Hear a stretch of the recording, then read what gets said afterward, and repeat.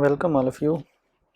My name is Dr. Muhammad Fayaz from University of Education, DG campus.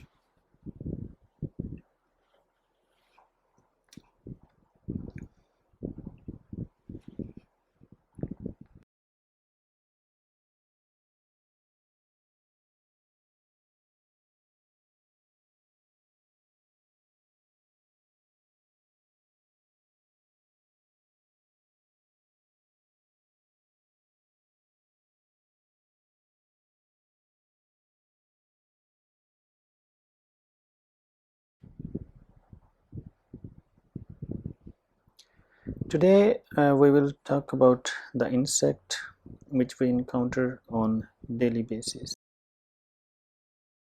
which always accompany us while we are having our meal, while we are sleeping or whatever. Those are with us always. Yes, we are talking about the housefly.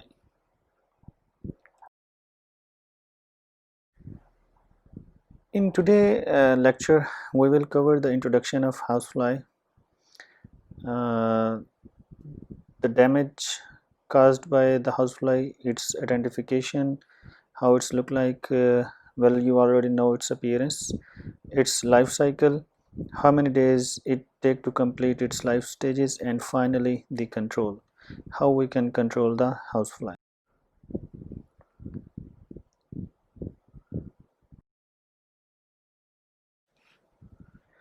The housefly Musca domestica is well-known cosmopolitan pest of both farm and home. This species is always found in association with humans or the activities of humans. It is the most common species found on hog and poultry farms, horse stables and ranches. Not only are houseflies a nuisance, but they can also transport disease-causing organisms. Excessive fly populations are not only an irritant to farm workers, but when there are nearby human habitations, a public health problem could occur.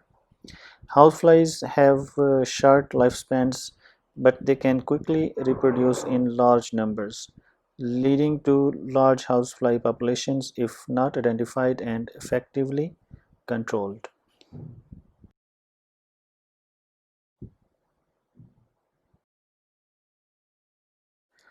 Flies commonly develop in large numbers in poultry manure under caged hens, and this is a serious problem which required control. Although this fly species does not bite, the control of Musca domestica is vital to human health and comfort in many areas of the world. The most important damage related with this insect is the annoyance and the indirect damage produced by the potential transmission of pathogens, which are viruses, bacteria, fungi, protozoa, and nematodes associated with this fly only. Pathogenic organisms are picked up by flies from garbage, sewage, and other sources of filth, and then transferred on their mouthparts through their vomitus, feces, and contaminated external body parts to human and animal food. Of particular concern is the movement of flies from animal or human feces to food that will be eaten uncooked by humans. Also, when consumed by flies, some pathogens can be harbored in mouthparts or alimentary canal for several days and then be transmitted when flies defecate or regurgitate. In situations where plumbing is lacking, such as open latrines, uh, serious health problems can develop, especially if there are outdoor food markets as well, hospitals or slaughterhouses nearby, and many other open places. Among the pathogens commonly transmitted by houseflies are Salmonella, Shigella, Chlamydia, and many other species that cause illness. These flies are most commonly linked to outbreaks of diarrhea and shigellosis. but also are implicated in transmission of food poisoning, typhoid fever, tuberculosis, anthrax, and parasitic worms.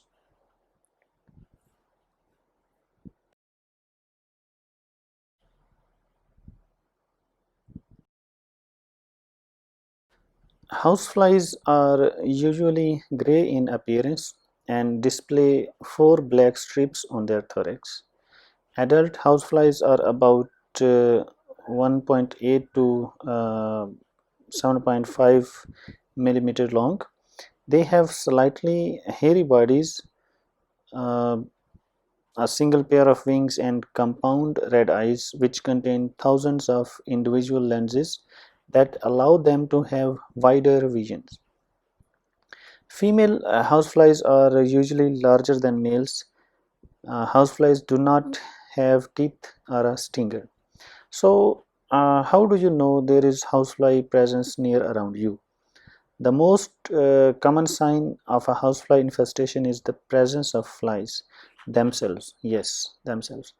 Larvae may also be seen crawling out of their breeding material as they pupate. Along with seeing houseflies, people may hear them around the home. Houseflies produce a buzzing sound, which is a result of their two wings beating together.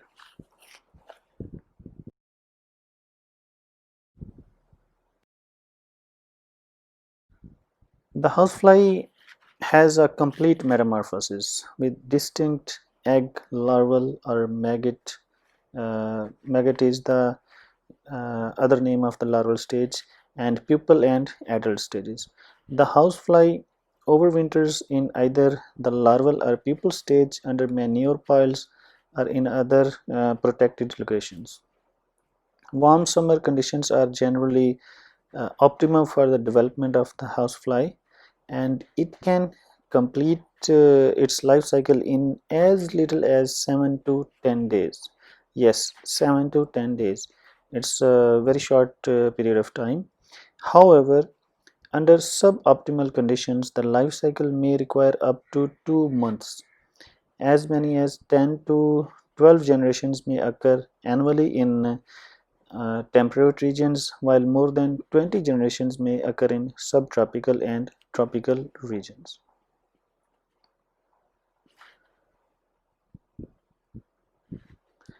Egg, uh, the white egg, about 1.2 mm in length, is laid singly, but eggs are piled in small groups. Each female can lay up to 500 eggs in several batches of 75 to 150 eggs over a 3 to 4 day period of time.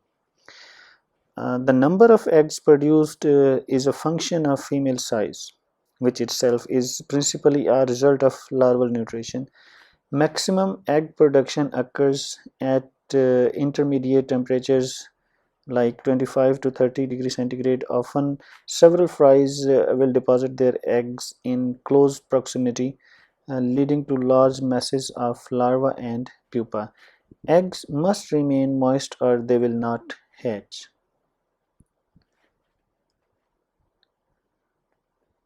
Early instar larvae are 3 to 9 mm long, typically creamy whitish in color, cylindrical but tapering towards the head. The head contains one pair of dark hooks. The legless maggot emerges from the egg in warm weather within 8 to 20 hours.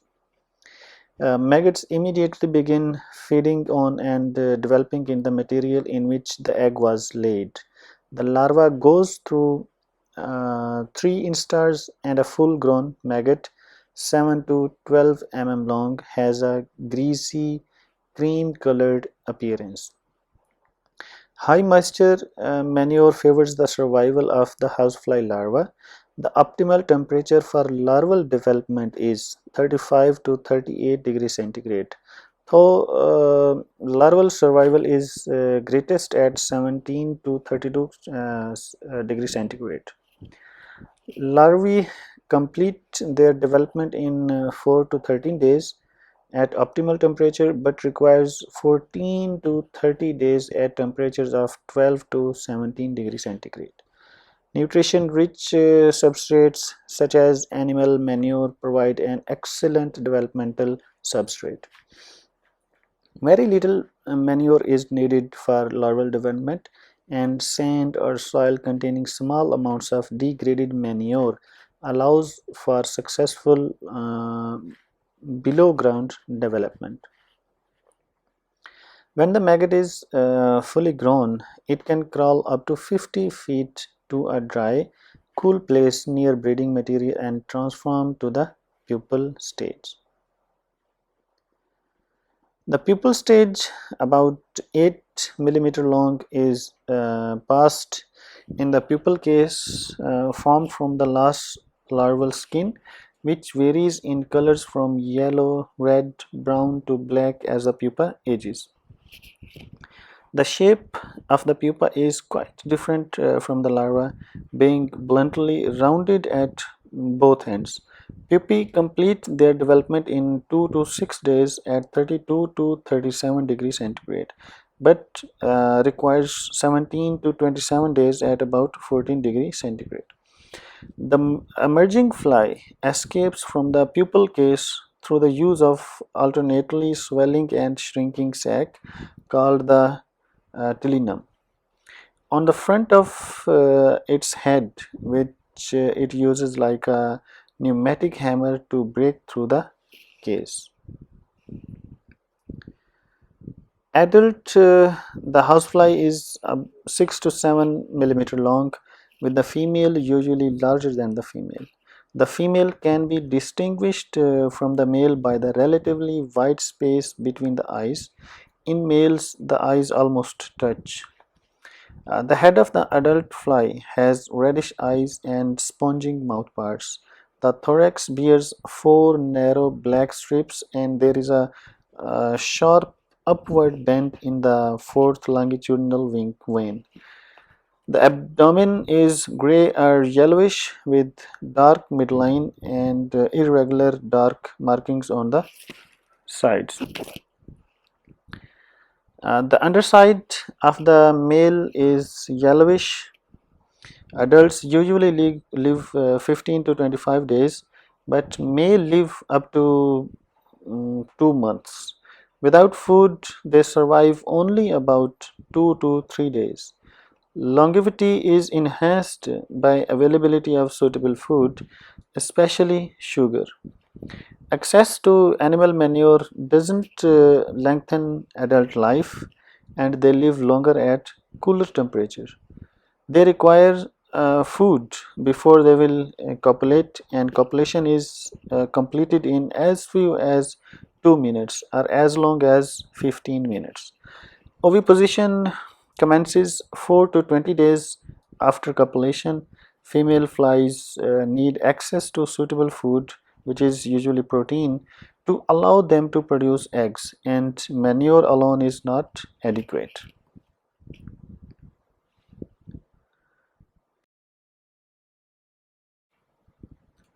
The flies are inactive at night, with the ceilings, beams, and overhead wires within the buildings, trees, and shrubs. Various kinds of outdoor wires and grasses reported as overnight resting sites. In poultry, the nighttime outdoor aggregations of flies are found mainly in the branches and shrubs, whereas almost all of the indoor populations generally aggregated in the ceiling area of the poultry house or your house as well as.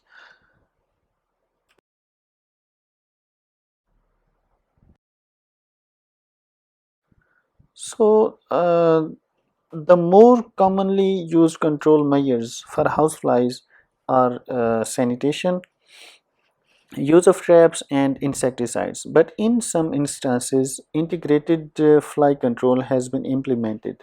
The use of biological control in fly management is still at a relatively early stage. Food sanitation is the basic step in any fly management program. Food and materials on which the flies can lay eggs must be removed, destroyed as a breeding medium, or isolated from the egg-laying adult.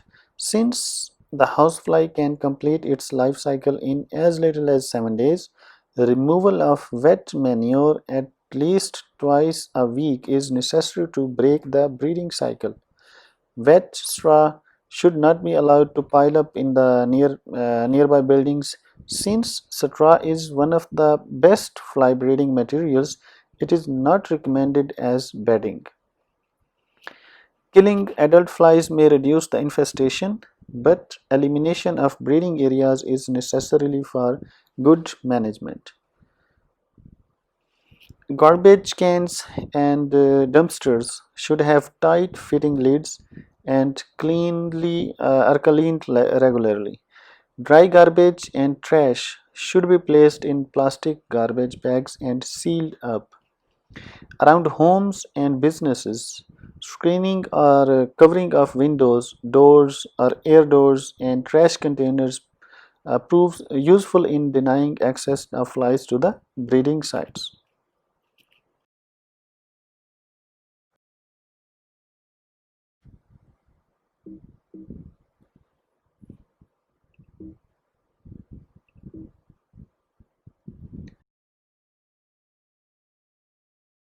When a housefly is a major pest in commercial egg production facilities, the control of this insect is by the application of adulticides or larvicides to directly or indirectly suppress adult densities. Residual wall sprays can be applied where the flies congregate. It is important to manage potential insecticide resistance by rotating formulations with different modes of actions. Outdoors, the control of flies includes the use of boric acid in the bottom of dumpsters, treatment of vertical walls adjacent to dumpsters and other breeding sites with microencapsulated or vegetable powder formulation, and the use of fly baits near adult feeding sources. In animal facilities, insecticides are often applied to the favored resting places of the adults or bait stations established to poison adults with either solid or liquid formulations. Indoors, the control of flies includes automatic misters, fly papers, electrocutting, and baited traps that can be used in milk rooms and other areas of low fly numbers. So, this was all about today's lecture. Hope to see you in the next one. Take care.